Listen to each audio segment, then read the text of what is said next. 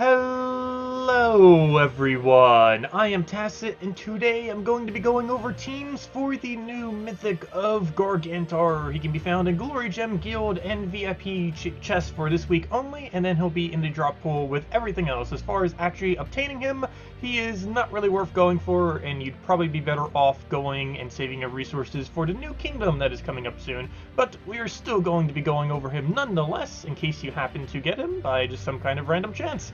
So let's go into some teams. So let's just go right in. And what on earth does he do? He is towards the weaker side. He's mainly just made for one-shotting. He deals damage to an enemy boosted by all allies and enemies that have been killed. So every single enemy that has been killed throughout the entire battle will be worth 15 additional damage. And that just keeps stacking for every single one that dies. And of course, eventually that would reach easily one-shot capability. This costs a 22 mana cost, which is quite expensive for it. But it would one-shot once you start getting it to about 5-ish kills, at least in late game. Early on in the game, that would probably boost ratio quite a bit better, since of course you would have less that you would need to kill to actually get it to a decent state.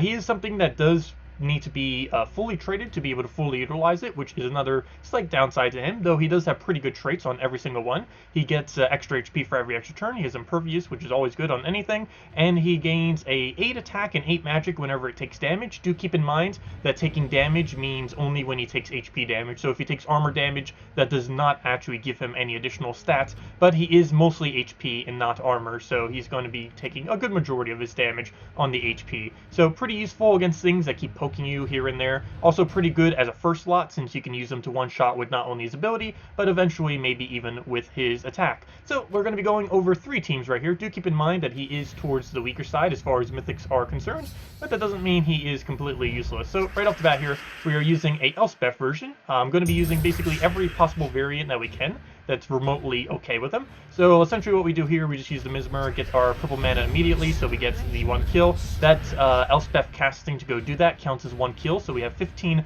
additional damage now. What we can start doing now is using this to start damaging it. Every single time we damage it with this life drain that it does, it will not only gain higher attack, it will also gain skulls, it will gain a barrier, and we will trigger his trait, which will give additional 8 attack and 8 magic to him. So we're going to do that right there, get our little bit of poke, we get a nice poke on it, and now we can just clear it out. We do have the skull option, so I'm just going to do that, and of course now that we got another kill, we get even more damage. It's not only when we kill our own, but also when we kill theirs as well. So we gain 15. One thing that's a little bit annoying is you do constantly have to keep track of how many have died, because there's no way to check. But we've killed 1 there, and another 1 right there, so that should be 30 additional damage, and we can just add that onto his ability, and we can see right now that we have a 80 damage. So if that is indeed correct, that means we should be able to one-shot it right now. So you know what, I'm going to go for it. That's right? 60, 75, yes, it should be a 75 damage right there because we were hitting 80. So as you can see, we got the boost ratio of the Elspeth, we got the other one, and we got the 30 additional damage there. Now we're up to 45, so he will hit a 95 when we go and cast his ability. So let's go for a poke there, and at this point we just need 1 very nice cast, and we're pretty much good to go. 1 skull poke into 1 cast, and that will wrap up this particular battle. See if we can get it anywhere. Oh, there it is. Oops, almost didn't see that there. And now we can just get rid of whatever. I guess this is our last slot. That also counts as a kill, of course. And I think we can just skull poke him at this point. We almost got enough damage. That won't be enough damage. No, it won't. But maybe we can get another one. And that, of course, gives even more attack. Do make sure you don't kill it, though. She can kill. Like right now, if we cast her ability again when it has less HP than the amount of damage she'll do, even if it has barrier, it will still die. So yeah, be careful with that. She can kill out your troops even through barrier. It's a little bit of a weird thing, but yes, that does indeed happen. But anyways, we take our poke, and it ended with 110 damage and probably a similar amount of ability damage. So yeah, it's a little bit of a clunky troop, but it can get some pretty high numbers on it, which is nice. It's mainly made for one-shotting. You don't have to use it in first slot, though most of the time you most likely are going to put it into your first slot onto your team. So next up, again, another first slot one. The other one will be using a non-first slot, but this one utilizes the Firebomb as well as the Garnock. The reason for Garnock is 2 reasons. For one, it gives 50% mana to everything on your team, or to all orcs, I should say, on your team. And this thing happens to be an orc, so it does start with half mana. As you can see, it starts with 11 instead of its normal 22 mana cost. The other reason that you need him is he does 1 true damage to all allies, and this will indeed trigger his trait to give him 8 attack and 8 magic every single time you cast him. And of course we have the Firebomb here that instantly counts as a kill, which will give us 15 additional damage on him right off the bat. It'll also give us some extra mana and a little bit of board clear if we happen to be able to get lucky to get something out of that. So right off the bat, I believe I am just going to go for a poke here. I don't think that's enough damage, but hopefully we can explode for enough. Captain Skullbeard's also on this team for 2 reasons. One's for mana generation. The other is he does leave some skulls on the board when he creates them from his ability. So ideally we'd end up getting a skull poke out of it, which would trigger right into him. So right here we'll go and hopefully get an extra turn that will resummon for an orc right there. Not really that particularly useful of an orc, unfortunately. Probably one of the lesser ones we could have gotten. We can get an extra turn right here, which I believe I am going to go for just because of how much mana it is. We don't get it because of the freeze, but I did need it for the mana there. We can go for a brown-red. I think we're better off just exploding though. Of course it will, oh no, it can't mana burn us because we have impervious, so never mind. That will not actually happen, so I guess we just throw our explosion here. We don't have enough damage. I believe we've only gotten 2 kills, right? We got that one and then the other, so that's 30, 75. Yeah, that is not enough to kill anything, unfortunately. So we're going to need a skull poke. Hopefully we get it here. We do not. And it just takes a bunch of mana, and it is not looking good. Let's see. We could throw this again. It's starting to get a lot of annoying freezes, though. We could trigger this again and try getting a skull poke. I guess we'll go for that.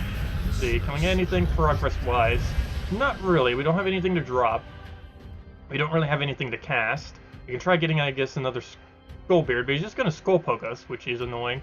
At this point, I might as well let him go for that and just kill out his first slot. So we'll do that for a poke, and now we will be able to go for the skull right here. I would take that green. Unfortunately, we're frozen on that too. So we'll just move that over, see what else we can get. See if we can get a green or blue, start getting our mana going back up again. Doesn't appear to be like we can. So we have a pretty big blockage. One pretty bad thing about using any mythic in first slot is they block your mana like crazy. It doesn't matter what mythic it is. If they're in first slot, they will block you.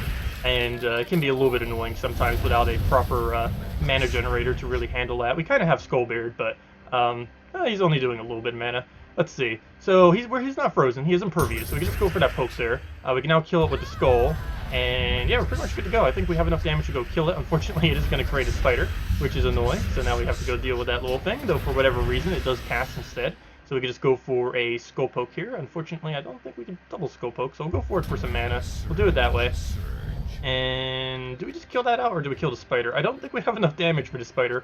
The biggest issue that I've been having with him is figuring out how much damage he even does, because it's pretty unclear most of the time since there's no way to really check it.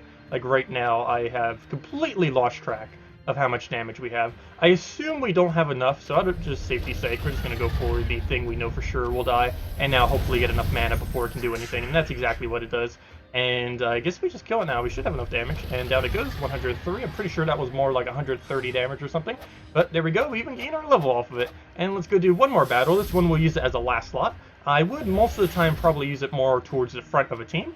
Let's go try it in the back slot for this one. I kind of want to pick against a not mana drain. Do we get to do it against this? I think I am going to skip it just because mana drain is annoying. I don't mind doing it against Kraken Queen Mad because this team's somewhat resistant to it, so we'll go with that. Also, it has Vinoxia. Vinoxia is somewhat helpful, particularly if it's in first slot. If you can go up against Vinoxia or something else that can keep hitting weak full AoE, particularly if it's true damage weak full AoE, like a Merilith or Vinoxia, he's really good against that since he gets the constant attack and magic. Unfortunately, he can't be poisoned, but oh well. That actually is a positive thing if he was to be able to get poisoned, but he can't because of Impervious.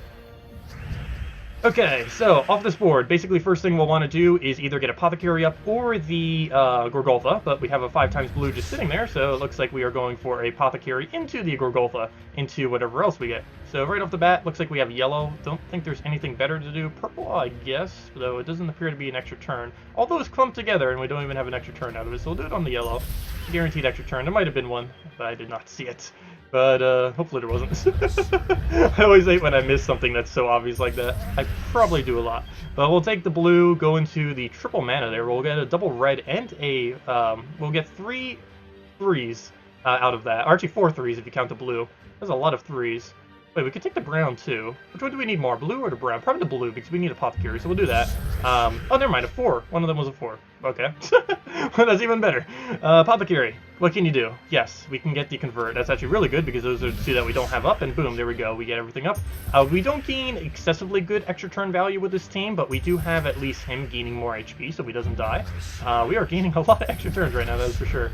But also, Sunbird, every single time it casts, it does count as a death, which is absolutely amazing, of course, for this mythic, because, yeah, every single time, boom, we just got ourselves 15 more damage, and every single time we do that, it'll increase by an additional 15, so very, very nice with that. Let me just go grab that extra HP and a little bit of mana there, go for the poke, and just keep cycling down. Get another Sunbird in, that should knock all of them down into one-shot range. Though, given that that has its ability right now, I'm just going to go directly for the kill, and see if we can get it back to full mana off of some kind of convert. That would be perfect, since now we can go and kill the next target, which is most likely going to be the Kraken, as that is the next most annoying. Though, Kraken can't really do much to us. Actually, neither of them really can. We have mana, we have a double anti-devour, and we have a impervious with anti-devour as well, of course. So we'll go for the poke, kill that out, and then we just need one more, and that will be matched. And actually, I think the Sunbird alone is enough damage, and there we go. So yeah, Sunbird, very, very powerful, because of course, every single time it casts, 15 additional damage is a pretty hefty amount. And yeah, that's pretty much every single purpose for the new Mythic. I guess you could try using it in Guild Wars too.